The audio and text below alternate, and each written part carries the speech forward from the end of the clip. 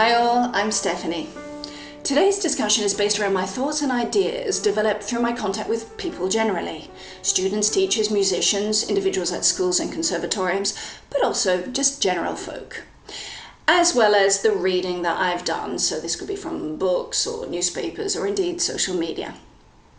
The video is therefore simply the start of a discussion that you guys will then continue to guide and dictate. So no shyness, please.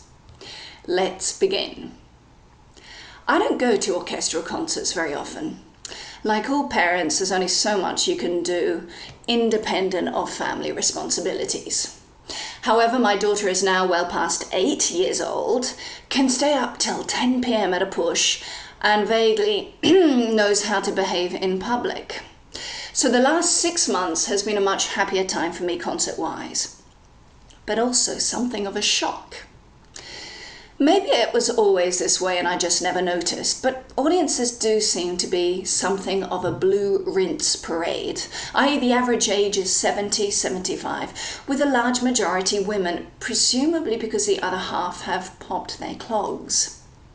Now why? Where are the other generations of the 60s, 70s and beyond? What is the reason for this desertion of the orchestral experience? An experience that encompasses around 400 years of differing repertoire styles, aesthetic and orchestral makeup, and where our human ability for working together, generally pretty poor, granted, seems to excel here as the 50 or so individuals in front of us are united in their goals, passion and above all instrumental mastery. Clearly we've a polarity in the concert hall. Youngish orchestral players consumed by an older audience. The players themselves seem to have no one of their generation supporting them. Well, the whys could be anything. One thing that does spring to mind is that consumption via TV and more recently by way of computers and phones means that maybe younger generations feel less need of physical contact with live performances. Everything's at their fingertips after all. And yet with this situation one could actually argue the opposite. Lack of contact prompts people to go out and experience firsthand. Now this is very much a sociological question and certainly not my area at all, so if any of you out there are able to shed some light on this, you'd certainly liven up the conversation. Another reason might well be the formal stiffness that seems to prevail in these concert halls. And if you think about it, this is quite a contradiction to our increasingly informal societies. I mean, why the tuxes? Why the reverent silence? Why the clapping at set places? And for that matter, why not whistling or crying out, yay Beethoven? Historically, people used to clap whenever they heard something that they liked, in the middle of a piece or a song, rather like the situation you get at jazz concerts.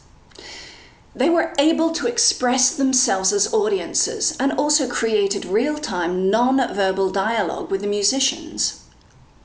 Today, and for a long time now, the overall setup by comparison seems to be a bit prescriptive and sterile. Direct communication between audience and musicians seems to be limited to formulaic interludes. And of course, for those people with less knowledge about classical art music, this becomes a turn-off. Of course, maybe people simply consider listening to past musical styles an anachronistic activity. But even here, this does not explain why contemporary composers, with the possible exception of John Williams, are likewise shunned. Now, as regards the younger audience, I personally think there exists the notion that classical music is for fuddy-duddies with one foot in the grave. So there's an automatic self-exclusion for anyone under a certain age.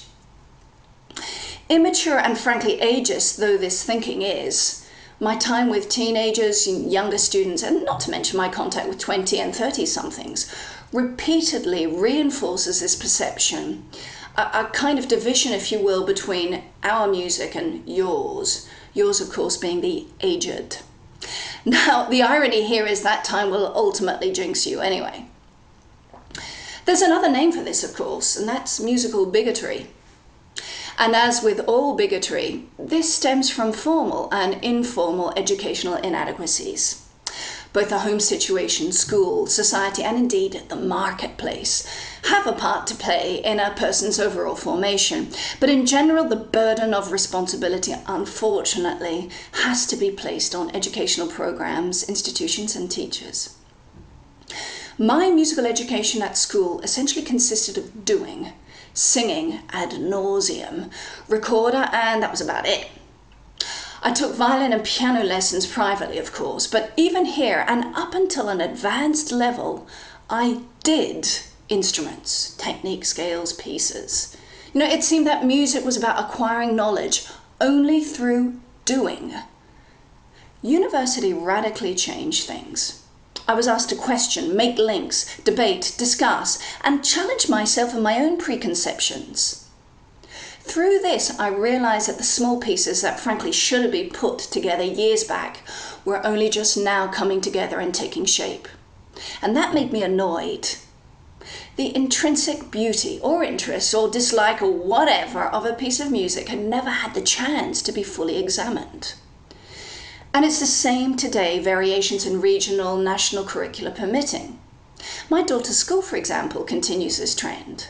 Sure, she's learning to read music through recorder studies and sings ad nauseum, but I've yet to hear her come home and explain to me what an opera is, or that she's heard dreamy music, which would be Impressionism, or that she's even had a discussion where musical likes and dislikes are talked about in her class.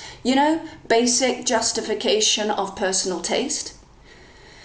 Whilst our children do the listening, analytical, discursive experience of music, arguably the most important for building a repertoire and constructing the basics for intelligently discussing and independently exploring music, well, that becomes delegated to the external market of children's programs and MTV. The musical aesthetic, if you can call it that, is therefore formed by the time you're 10, and the musical bigotry to which I referred earlier, well, that's complete. That lasts a lifetime. Dwindling audiences are the result of a listener's conformity to the omnipresent cultural marketplace, but also to education's well-meaning but inadequate response to this. People are completely disassociated from and unable to possess their musical heritage. The anecdote? Well, I'd like to hear what you've got to say for this. For my part, whilst I recognise that orchestras are much more open to popular concerts, we need to recognise that this is simply a market response, and by definition superficial, especially given the vast repertoire of fantastic music that we've inherited from our past. So I'd encourage the integration of music meaningfully with the world so that dialogue is at the heart of musical experiences. Get members of orchestras to informally chat, dialogue and debate with audiences during concerts, through Facebook, whatever. Get them to do interactive mob flashes. Avoid alienating formality. As regards education, well, change classroom music from the earliest years, so that students can build and develop a more analytical, open-minded approach to music via listening, and which encourages lifelong, independent musical exploration.